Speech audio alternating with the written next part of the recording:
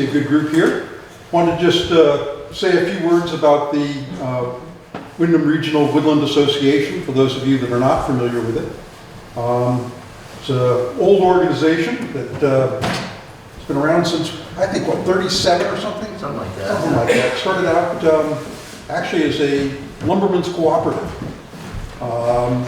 And obviously it's changed over the years. It still has a very active group that puts on a lot of informational sessions like this and a lot of activities when there's better weather out in the woods.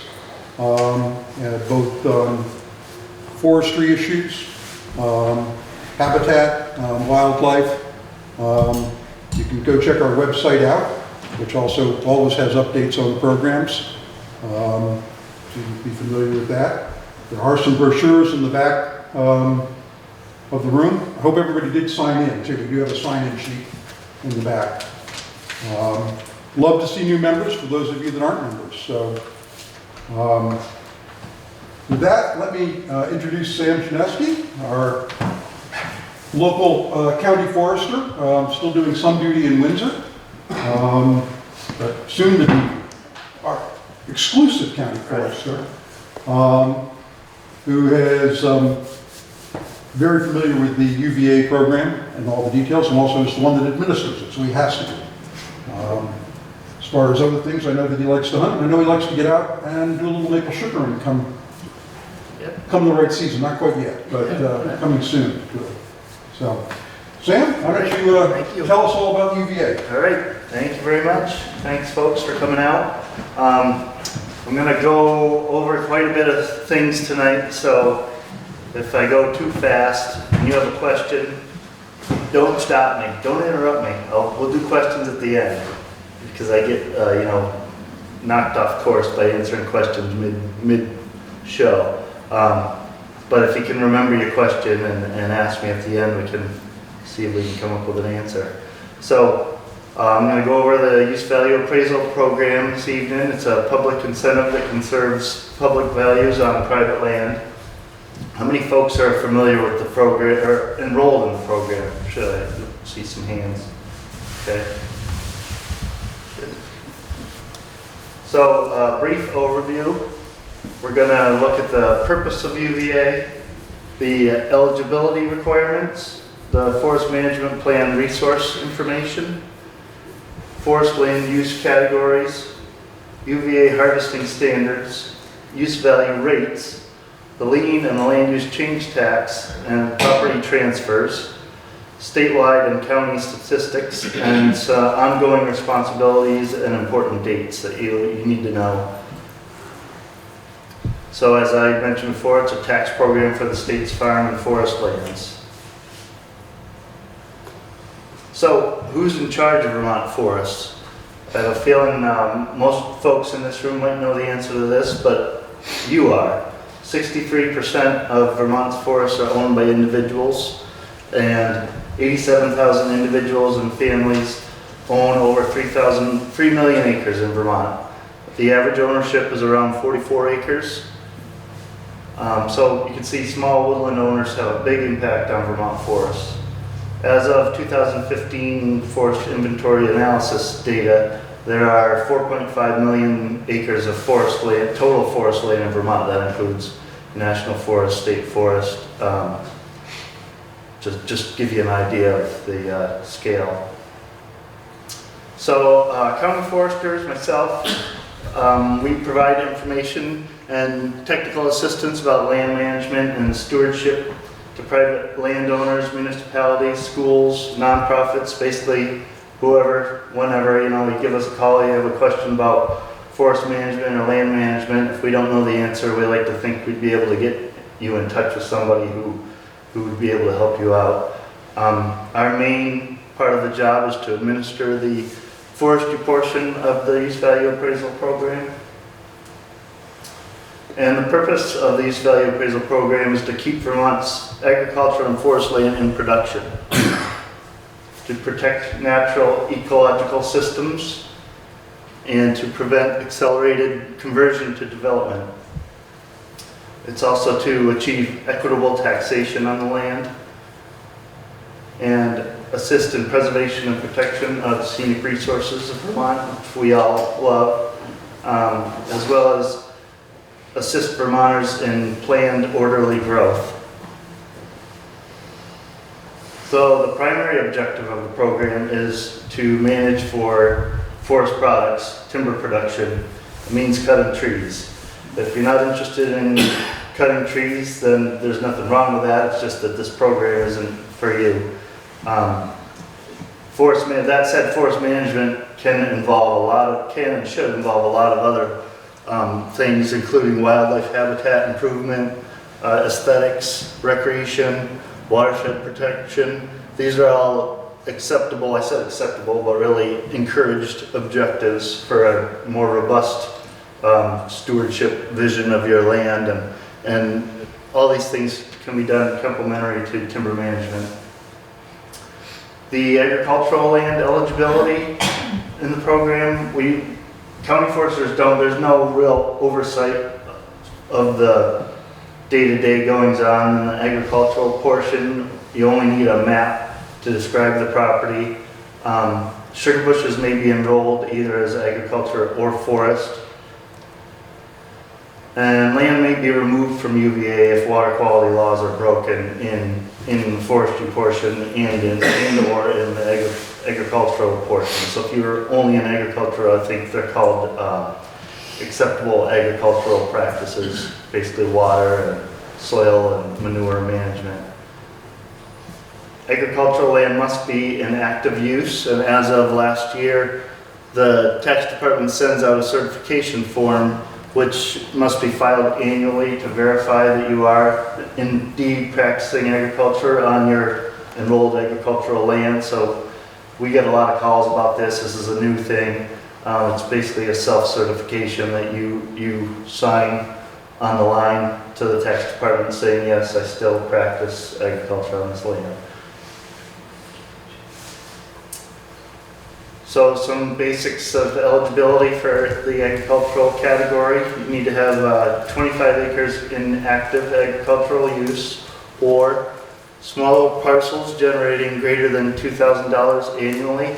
I know of at least one person that has 4 acres of vegetable production, and they're able to put together enough produce and sales to have that. So they enrolled their 4 acres because they could prove that they made over $2,000 a year annually.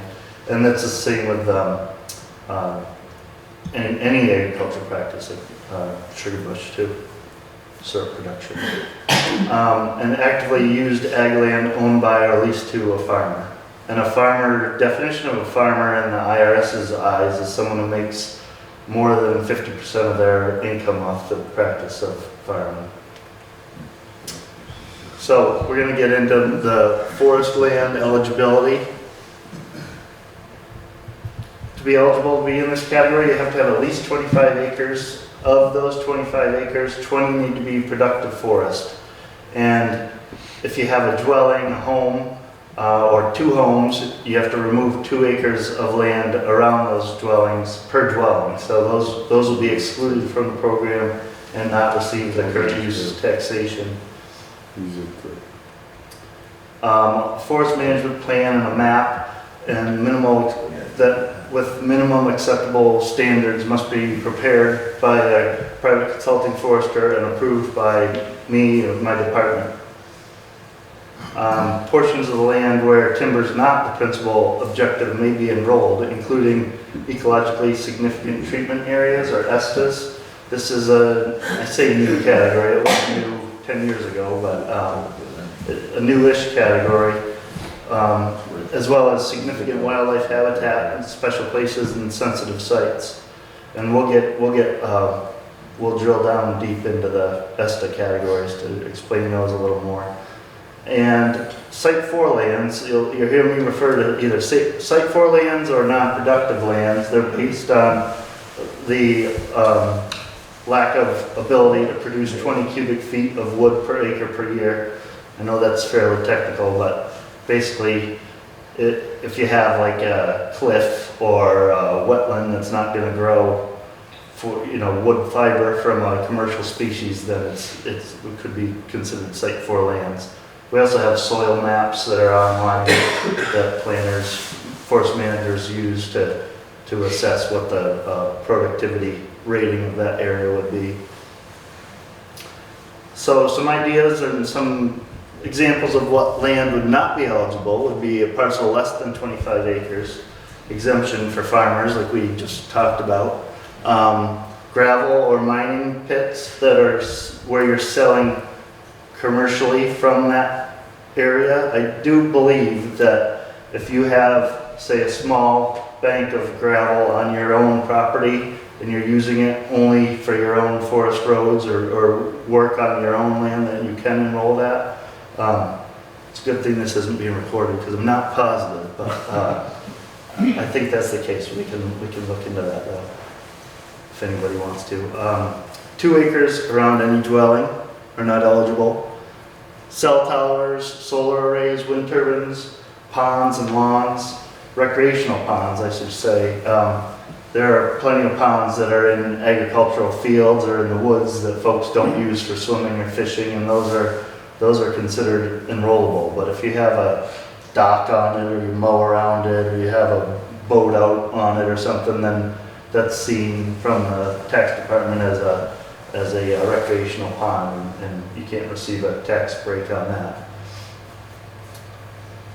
Also, rights of way greater than 2 acres or greater than 40 feet wide. This would be things like the big power line right-of-ways. And finally, land that's not eligible would be forest land that was cut contrary to a management plan. So if that happens, then that land is not eligible for 5 years after the cut contrary has happened. So the forest management plan is, as I mentioned before, is made by a licensed private consulting forester. It should express the landowner's long-term goals and interests. And it should also describe forest stand conditions, silvicultural objectives, and include a map and schedule of silvicultural treatments. I'm going to go into what silviculture is a little more deeply later on. So, also, a new plan is required every 10 years. If you have a parcel that's enrolled in the current use program, you don't just get out of it by not doing a plan when the 10-year time frame is up. You're required to do a plan unless you want to remove the property from the program, and I'll get into that a little later as well. So natural resource information there's a lot of natural resource information in general that is optional in a forest management plan. As a landowners, I would hope that most people would want to kind of have this sort of thing conveyed in their management plan, so you get a more robust picture of your property and what it has and what it is. So some of the things would be soil and water resources. I'll also get into this AMP statement of compliance, which is mandatory. I'll get into that a little later, explain that.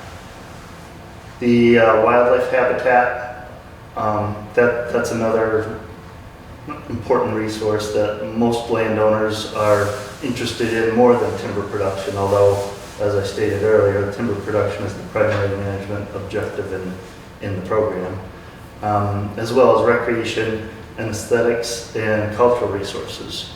So just some quick examples of those things.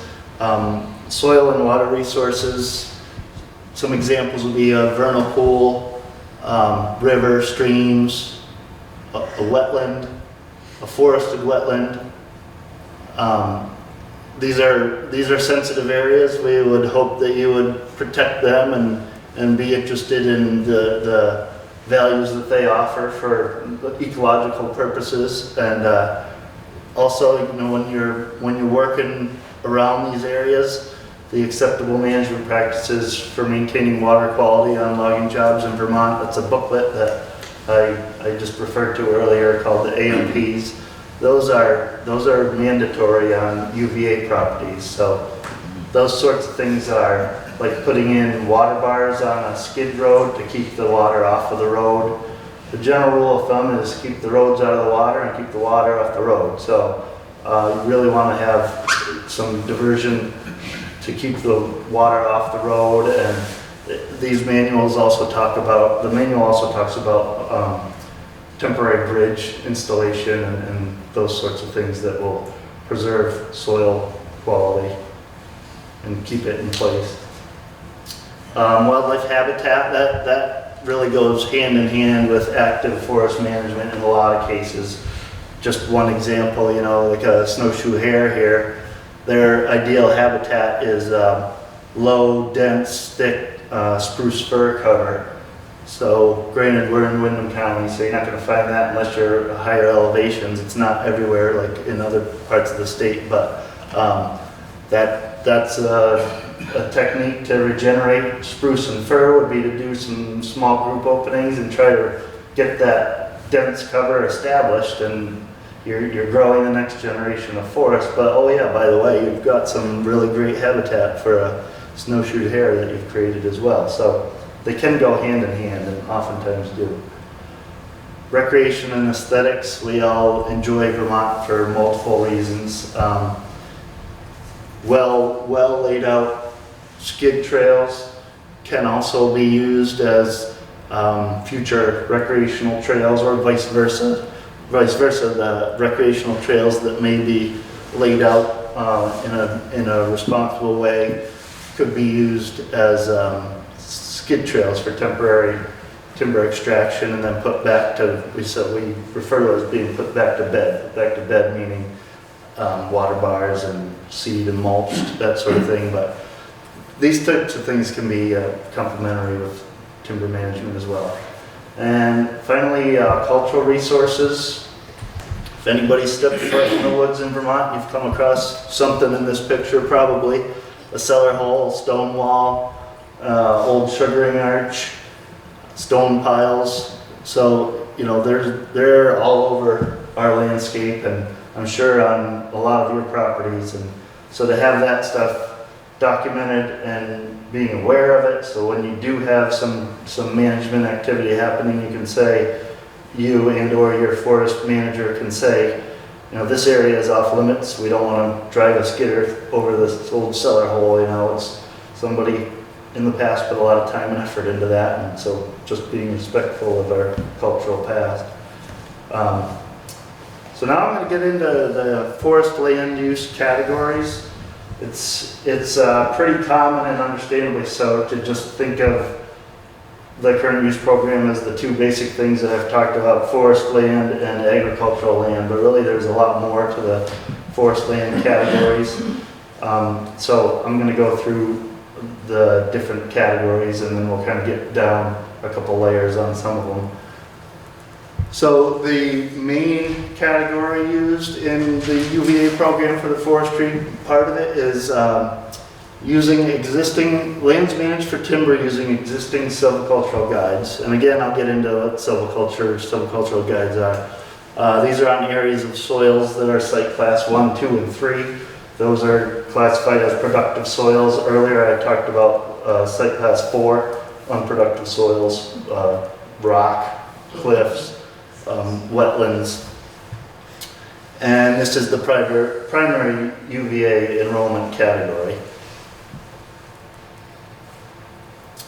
Lands managed for timber but not using existing silviculture guides. So these are a little more special subset of the forest land category. Significant wildlife habitat, that may be things like I mentioned before on the soils and water, the vernal pools, mast stands. There's a picture of a bear-scarred beech tree. Obviously there's a bear, a couple bears that really have found this tree provides them with good food, and they climb it quite a bit. Bat habitat, travel corridors, rookeries, species of special concern, special places and sensitive sites, might be unique geologic, cultural, archaeological sites, waterfalls, gorges, Native American sites. All these things would be sensitive sites, but would not be necessarily excluded from managing timber on them, but there's not an existing silvicultural guide that was put together by the Forest Service that's sort of a base what forest managers use as a base guide to kind of begin the process of putting together a prescription for a stand of trees. The next category would be lands not necessarily managed for timber, but do require protective management. And these are the ecologically significant treatment areas, the ESTAs that I referred to earlier. They may require management to maintain habitat, control invasive species, or restore degraded conditions. So it's not just yeah, you can be in current use, and yeah, you don't really want to cut trees or manage for timber, so I'm just going to put it all in as a ESTA. Doesn't really work that way. It's got to be it's got to meet some of these criteria that I'll go over, which are there are 6 types, and it may even mean doing stuff that's like a commercial timber sale. You're going to ideally make some money from, but when you're going to do invasive species treatment, that's a cost. That's a good practice, and it's a good stewardship kind of approach to your land, but that's a cost. So it's important to keep in mind that ESTAs don't mean just sit back and your land is there and you receive your tax break because you have enough land. The 6 types, one of them would be natural communities of statewide significance, rare, threatened, and endangered species, riparian areas, vernal pools, forested wetlands, and old forests. And I'll get into some of these a little more deeply, but these came about, I think it was 10 years ago, 9 years ago. We used to just do what we called the wink and the nod. So, you know, I have a vernal pool that's it's an active vernal pool, and it's got trees around it, but I'm in UVA and I'm required to manage for timber. So, you know, landowners, foresters would submit a plan that says, yes, I will manage for timber on this whole parcel, and not really mention the vernal pool. And then, you know, we'd talk about it and we'd do the wink and the nod, like, okay, yeah, you will cut trees on every single acre of this property, but really, you know there's a vernal pool there, and it's not good management to destroy that significant area. So that's how these came about. We wanted to legitimize these places and be able to express their importance through a forest management plan. So the natural communities of statewide significance, that would require Vermont Fish and Wildlife approval. That they work with us, county foresters, and with landowners and with consulting foresters to assess some of these categories where we require their help. So forested natural community meeting Fish and Wildlife standards for statewide significance would be an S1, 2, or 3, or a previously mapped area. Some examples of this around here anyway, we might have a dry oak woodland or sylvan maple, ostrich fern woods. Mainly this would be probably by the Connecticut River. This one I stole off of a fellow county forester in Franklin Grand Isle, so we don't have this around here, but not that I know of anyway. Limestone Bluff Cedar Pine Forest. But the kind of the Bible of all of these categories are Wetlands, Woodlands, and Wildlands, Guide to Natural Communities of Vermont, and written by Elizabeth Thomas and Eric Sorensen. And Eric works for Vermont Fish and Wildlife and is a very friendly, knowledgeable guy that will work with landowners and foresters to help you assess what you have on your property of natural community significance. Rare, threatened, and endangered species, those are classified as S1 and S2. Actually, before I stop, I did bring my copy of this book, if anybody wants to look at it before leaving tonight, just to kind of leaf through it. So rare, threatened, and endangered species such as Indiana bat or fairy slippers or areas like that, they would qualify. Riparian areas, those need county forester approval to not harvest timber in. So most riparian areas are well suited for active forest management, and a clear justification would be needed for them to be approved as an ESTA. Those with characteristics making them ecologically sensitive to timber harvesting may be enrolled as ESTAs. And again, this was another of the doing away with the wink and the nod thing. You know, no county forester would require that you manage this area for timber when you can see what the slope is prone to do, what's prone to happen here. Same as, you know, this is just probably a forested wetland on either edge of this waterway, so it doesn't make sense. It's bad stewardship, bad land management to try to say that those areas should be managed for timber. Vernal pools, amphibian breeding habitat, those also require Vermont Fish and Wildlife approval.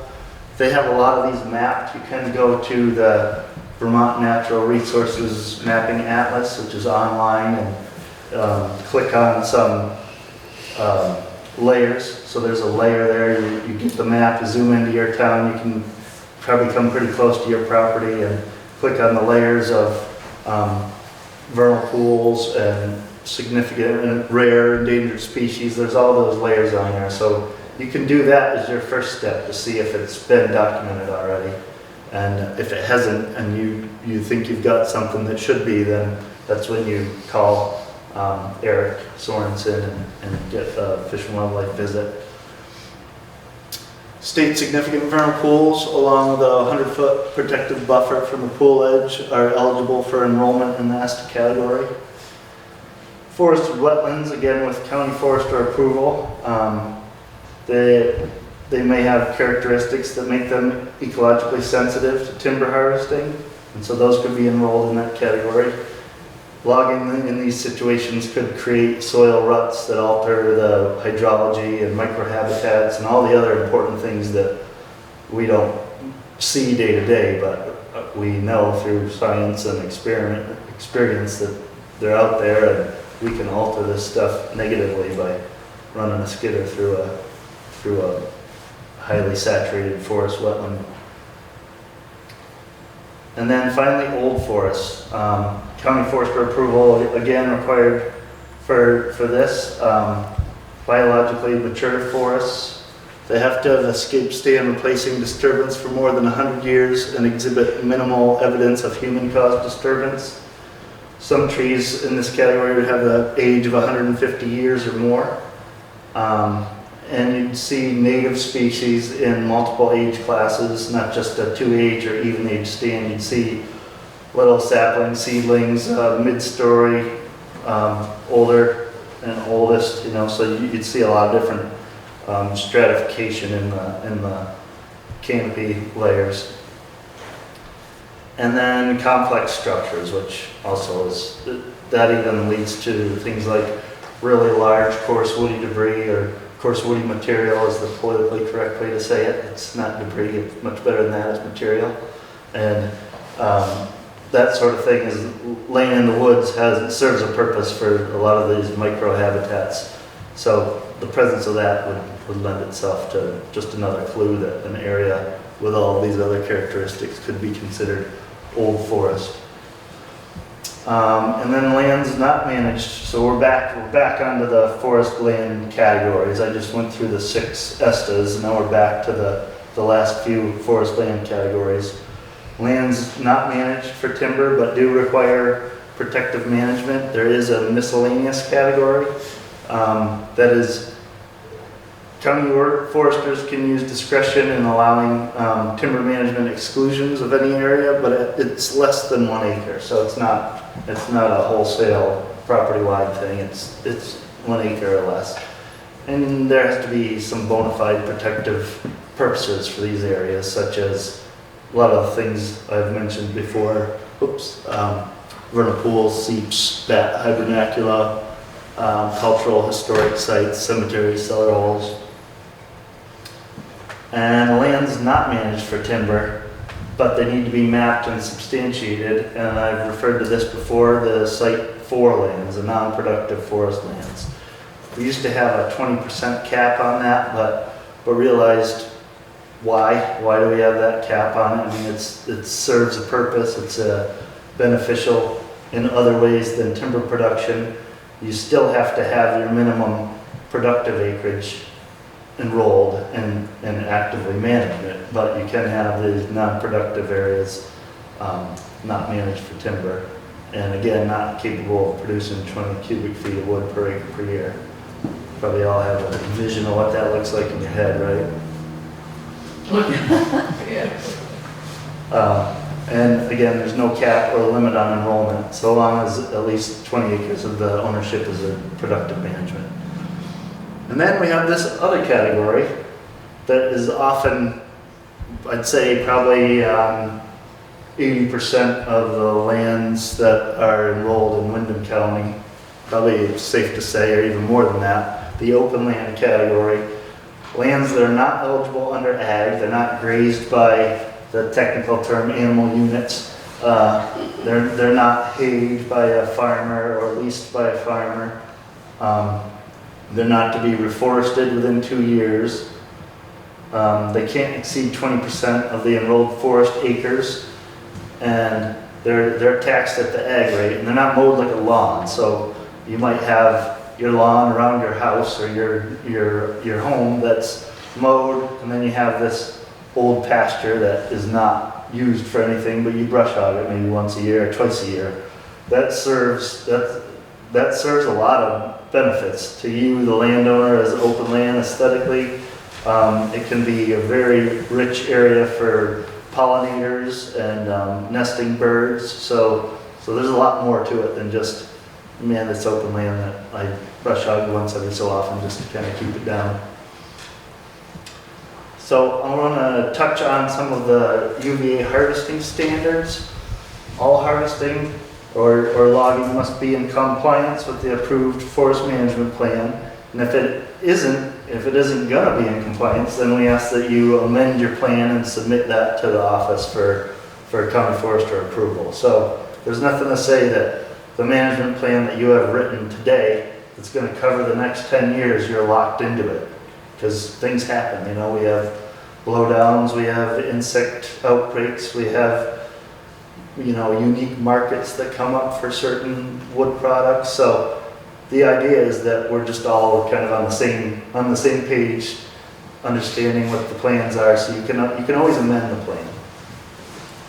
plan. Standards fall under these two main areas: silviculture and harvesting practices. So silviculture I've talked about a few times tonight. In basic terms, the cultivation, growing, and tending of forest trees.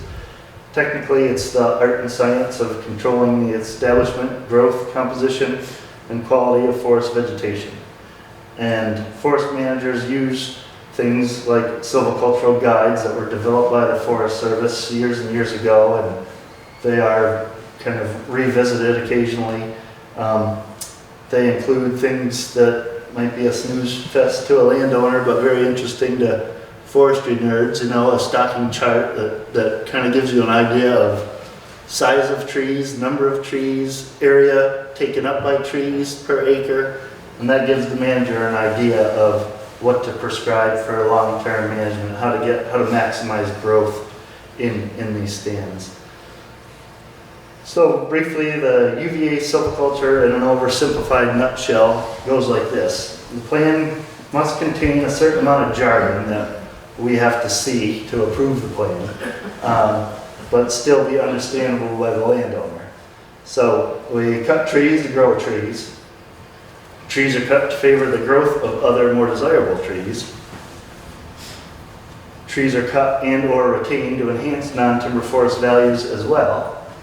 And trees are not cut simply to liquidate the current value of the stand. Harvesting practices. Good harvesting practices include all of these following components: harvest layout, location, and construction of truck haul roads, skid roads, landing areas, stream and wetland crossings, soil stabilization, road and trail drainage, and the AMPs, which I mentioned before. That's the water barring and proper road layout and bridge usage of bridge, and how to basically keep the soil out of the water. Really comes down, all of this stuff is great. You can do a great job at all of these things, but if this last one, if you fail on that one, these were worthless. Because this is the bottom line. We do not want to be moving soil, native soil, in waterways and sending it places that it's not meant to be. Now, I'm going to get into some of the more general parts of the program, the lien and the land use change tax. I think it's, understandably, it's kind of, if you've been enrolled in the program for a long time, you don't think about, well, there's a lien on my property because I'm enrolled in the program, but there is, it says it on the application and you sign off on it. The lien is not the type of lien where the state can come seize your property. It doesn't, that I know of, it's never worked that way.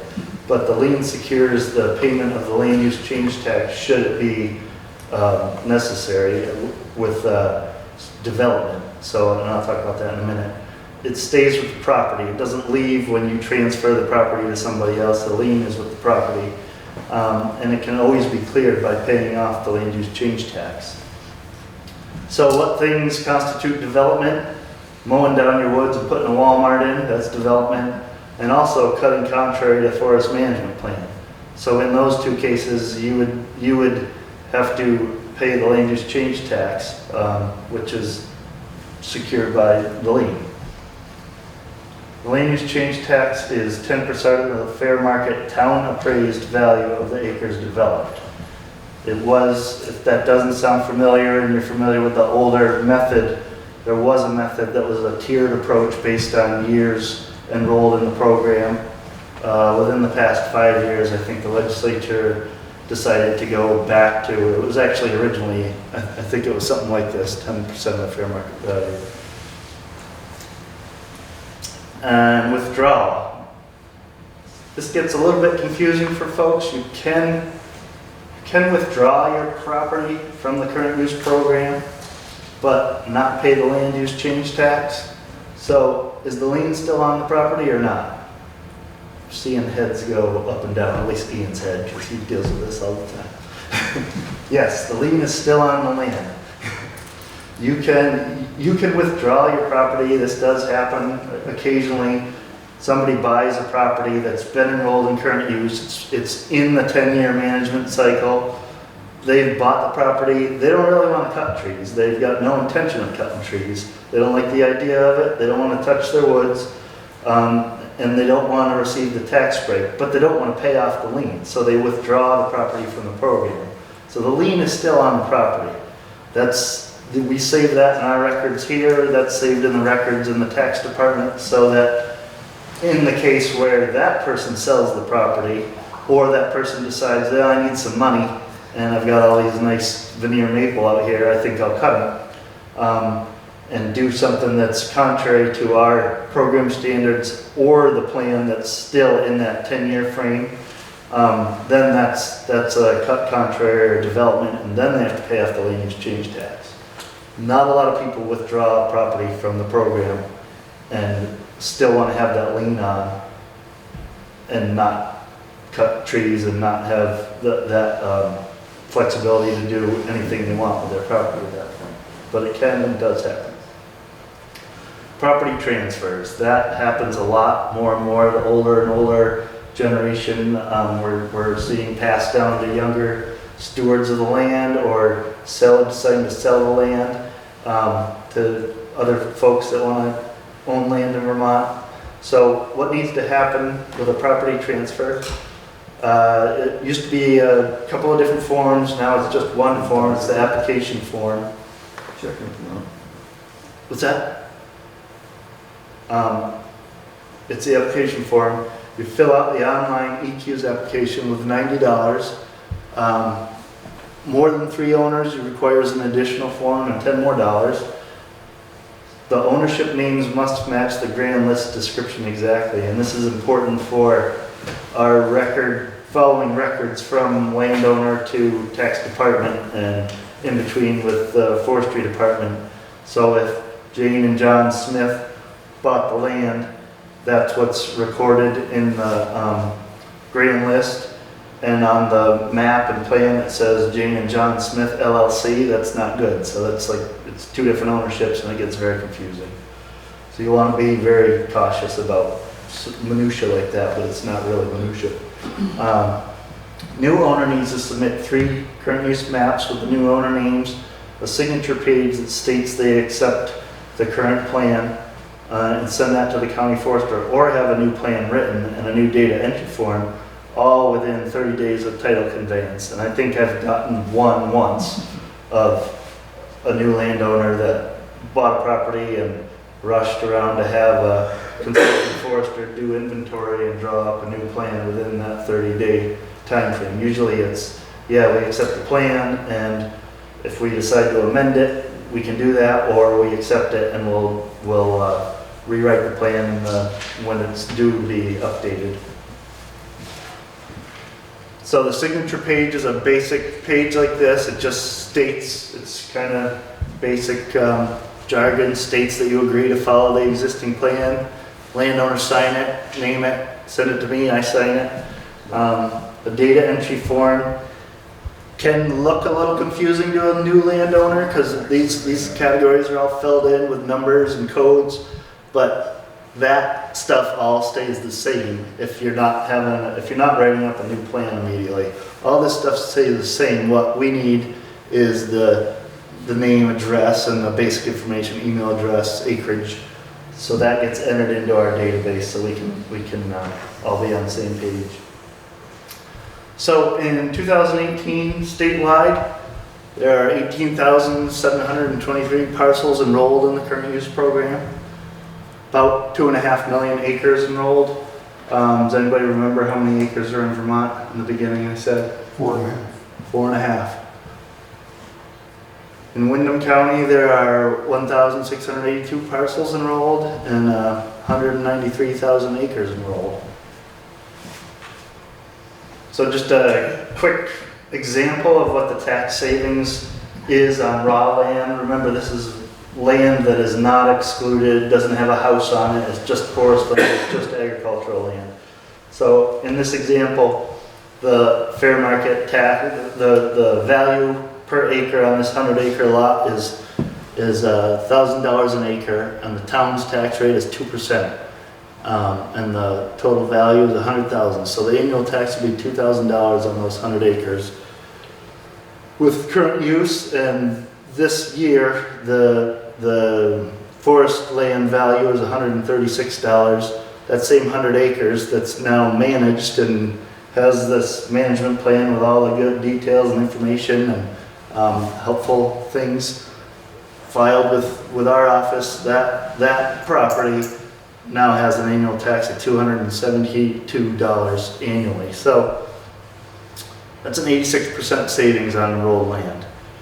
And this deal gets better when you really think about it. It's a 10-year thing. So you could hire the most expensive consulting forester in the world, and they're likely not going to end up charging you more than what you're going to save on that 10-year savings. I mean, that's quite a bit of savings over 10 years. So it's important to keep in mind the savings for the 10-year periods, plus all the other benefits that we see with managed woodland, maybe some income from timber management and all the other natural benefits that's going on. So I'm wrapping it up here, a few more slides. Ongoing responsibilities and important dates. Your responsibility to manage your enrolled land as the manner prescribed by the Forest Management Plan. And we also ask that forest management activity reports be filed by February 1st, detailing any forestry activities from the preceding year. All forest land parcels are inspected periodically by county foresters like myself. We've got what did I say, 1,600 parcels now in Windham County, so I'm behind. I'd like to get out there and do more of that than reviewing plans, but we're actually working on that, and it's going to be more of a instant entry sort of form probably in the next 5 or 10 years, I would imagine. Technology being the way it is. Annually, it's hard to do because it's something that's just there. It's your land, it's always there. You look out the window at it, you go cut your wood off of it, you hike it, you fish in it. But try as a landowner to annually review your management plan, or at least be familiar with it, know when things are scheduled, and most importantly, talk to your consulting forester. They're there to work for you. They provide a service. They're professionals. It's like a doctor or a mechanic or anything else. You know, you want to have somebody that you keep in touch with and you like and you can work with. So I can't stress that enough to talk with your consulting forester. What's that? I was just kidding. I was telling him that leaves you out. And then, so September 1st, if you're applying for the program, first off, September 1st is when applications are due to the tax department. October 1st is when the management plan and the maps are due to my office for new enrollments. February 1st, as I mentioned before, forest management activity reports are due. The change now, there's a new change this year where those reports, you can go to our website, I have it listed at the end for a lot of more detail on all this stuff, but those reports are on there. The reports get submitted directly to the tax department, and it's one main reason from my perspective is that we used to get these forest management activity reports with two copies, one with your social security number on it and one with it blacked out. And then I take your social security number copy and I mail it up to the tax department. But I don't want to have your social security number in my office, so it's very handy that it's going to the source first, and then they can send it back towards us to enter into our database.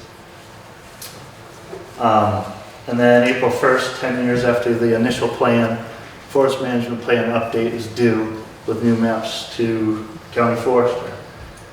So that was a quick run through our address right here for the website that has a lot of more detailed information on in these forms. Can you read it, because I can't see. Yep, sorry, it's FPR, forest, F is in forest, P is in parks, and then R is in recreation, dot Vermont, and you spell Vermont out, dot .gov.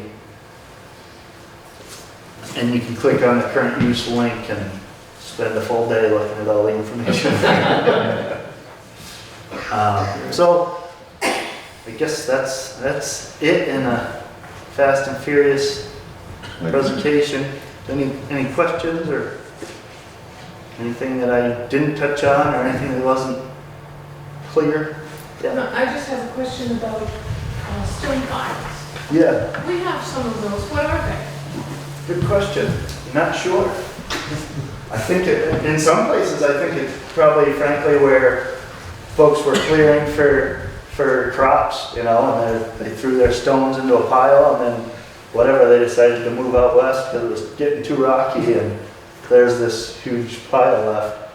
There's a lot of other... It's like several. It's like a big one and then Yeah. little ones all around it. Yeah, there's a lot of other theories on that, but I don't think anybody has the answer for that. Okay. There's some in Jamaica I know that are really like structured and really interesting. You can climb up on them and you're up like 10, 15 feet up on top of them. You know more about that, Robert?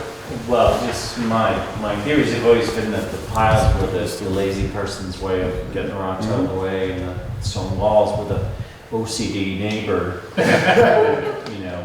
Take those piles and put them on the wall. You know, I'm not just gonna leave them in a pile, you know, like a wall. Yeah.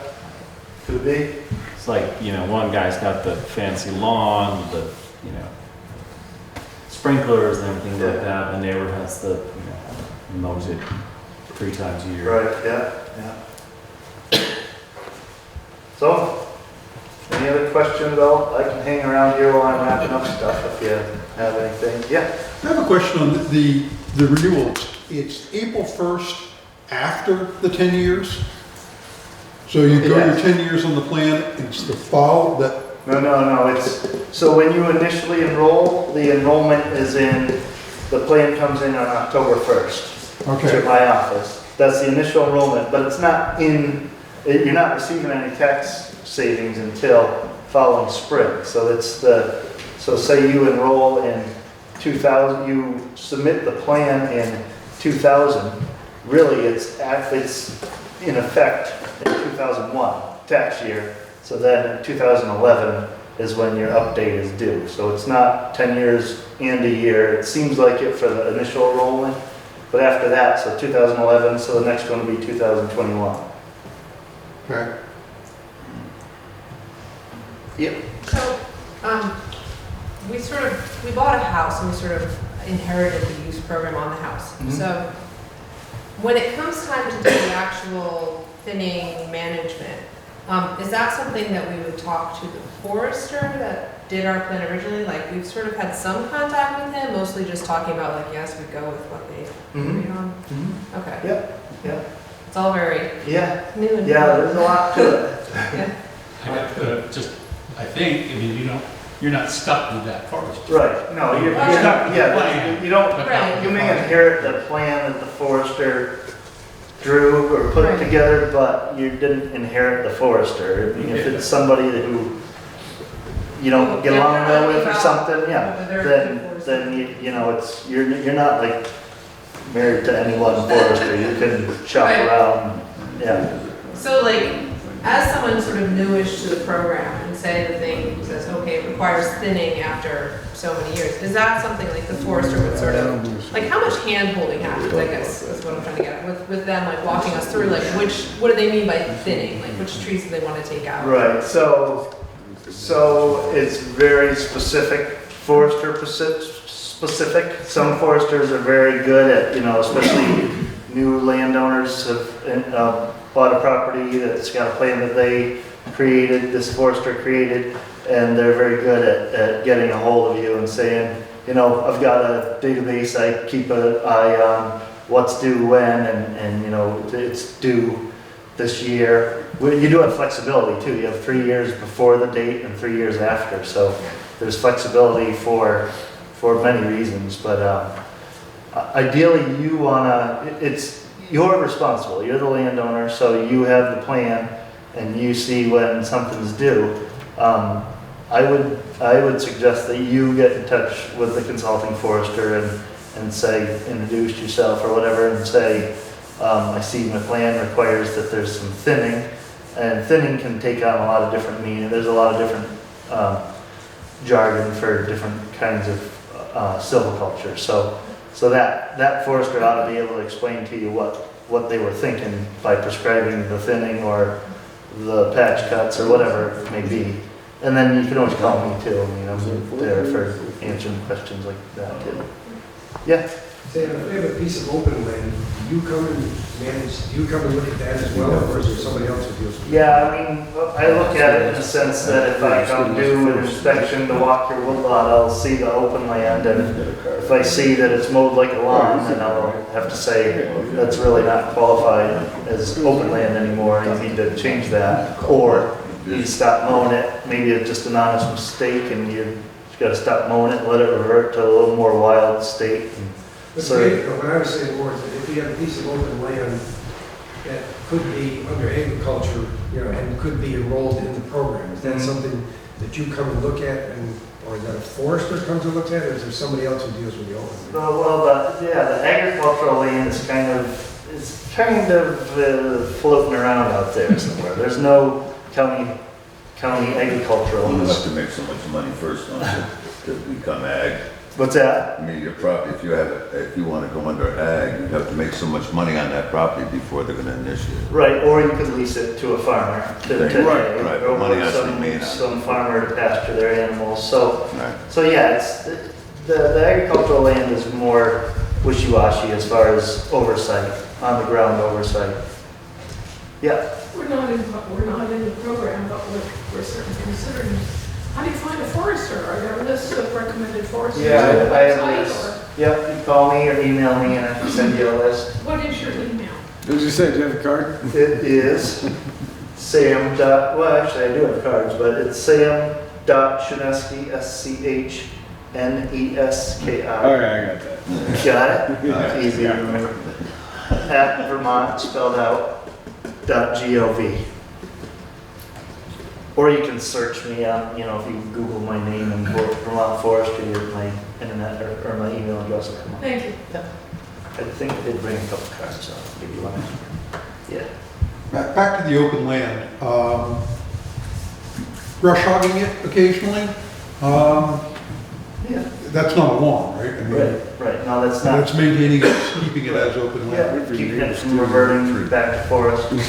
You want to keep it open and keep it that way, yeah. I mean, there are recommendations, I don't know specific nesting times for birds like bobolinks and stuff like that, and when things really come into flower for pollinators, but if it's that you're just brush hogging it to keep it open, then hopefully you have the flexibility to say, well, I'll wait to brush hog it until after these key times in the summer where a lot of things are benefiting from it, and I'll still achieve my goal of keeping it from reverting to forest.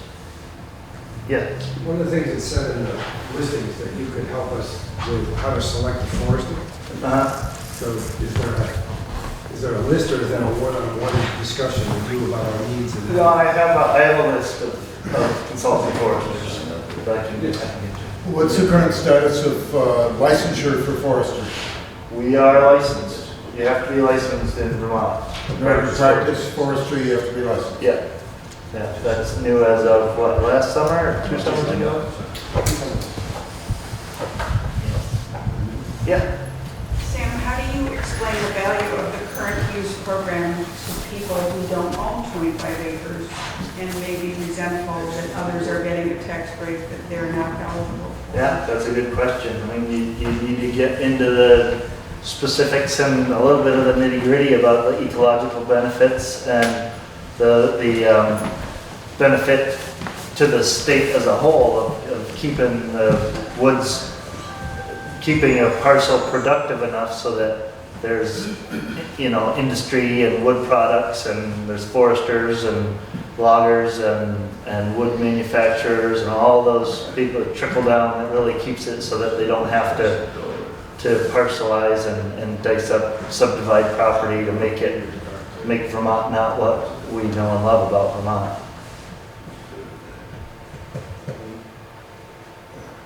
Anything else? Yeah. Timber stand improvement. Ian says I need it all over my property. Yeah, you do. And I'm wondering, you know, I talked to Ian, we have a new plan. You submit it, right?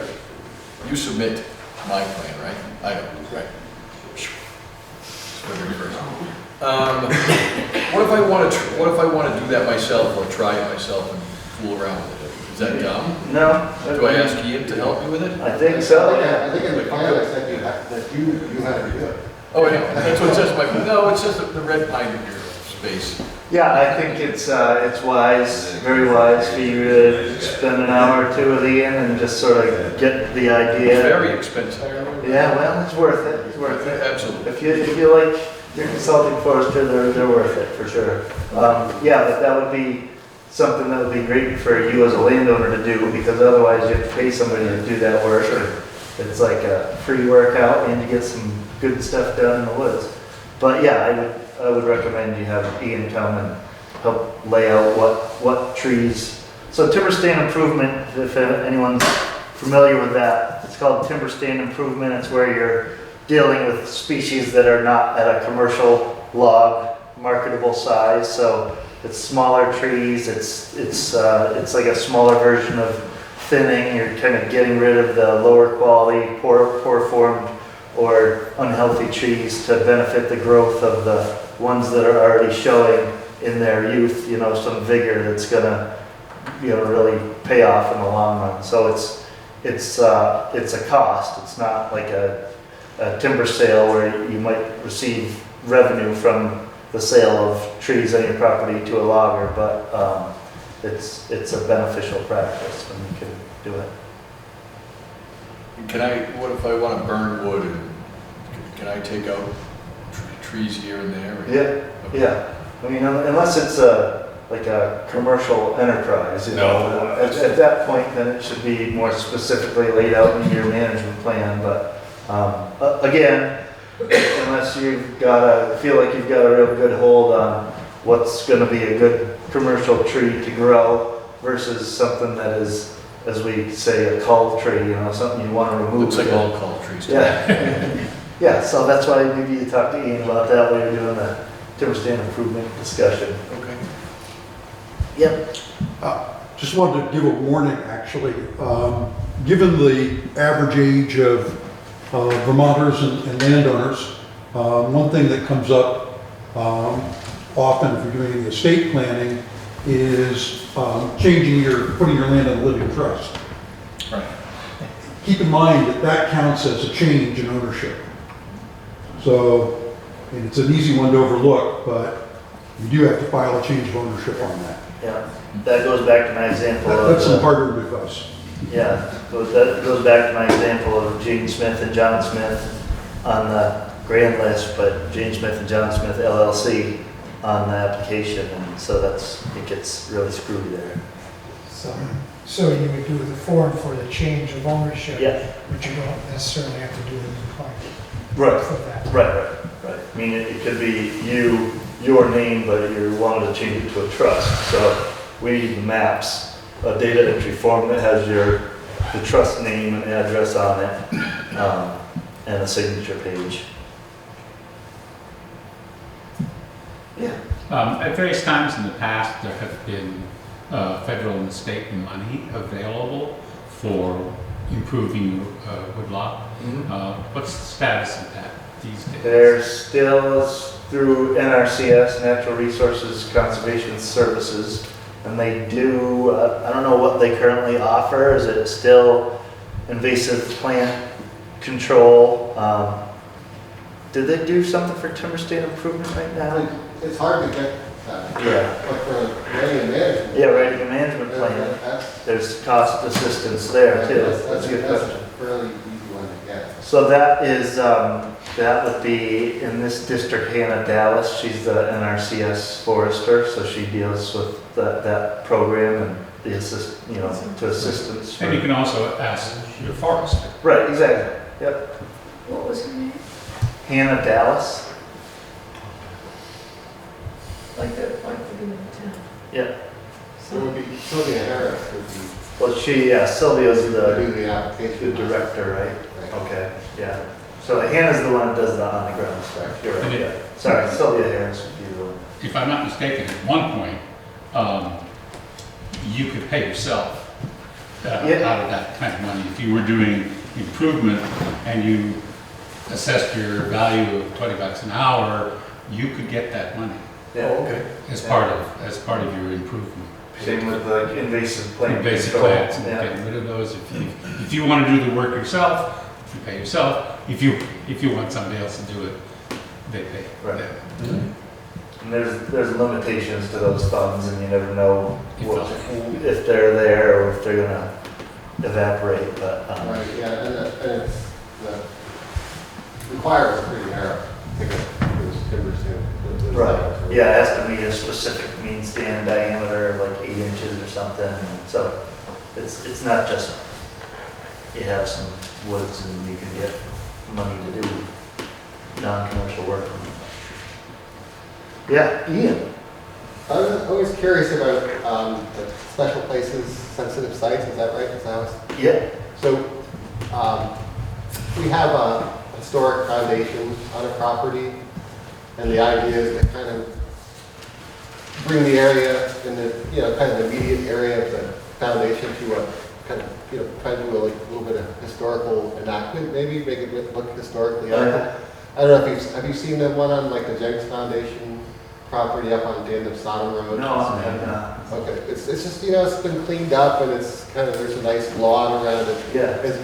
Is that something that can be done within the constraints of the? Oh, yeah, definitely. And would that, yeah. That, it could be special places, sensitive sites, or miscellaneous.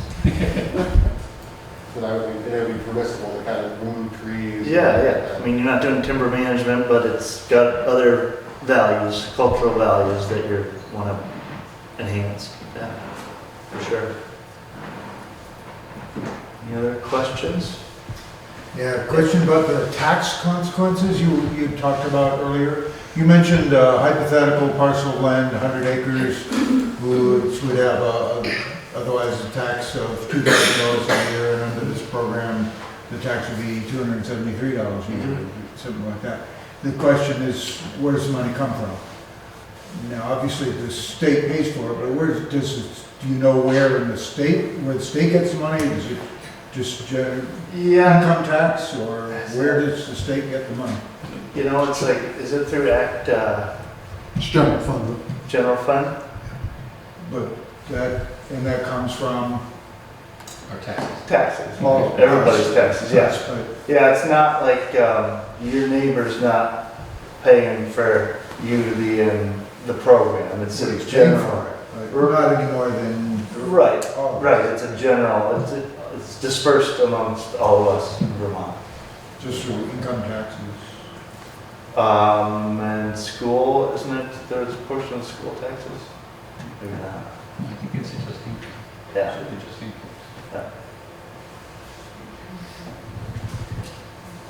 Any other And questions? corporate income taxes and all of the taxes. Right, all of that, yeah. So Mr. Sosimo contributes to the benefit of him getting lots from your lower tax rate land, for example. So he pays taxes to support that. Right. Anything else? Well, good. I appreciate you coming out tonight and Thank you.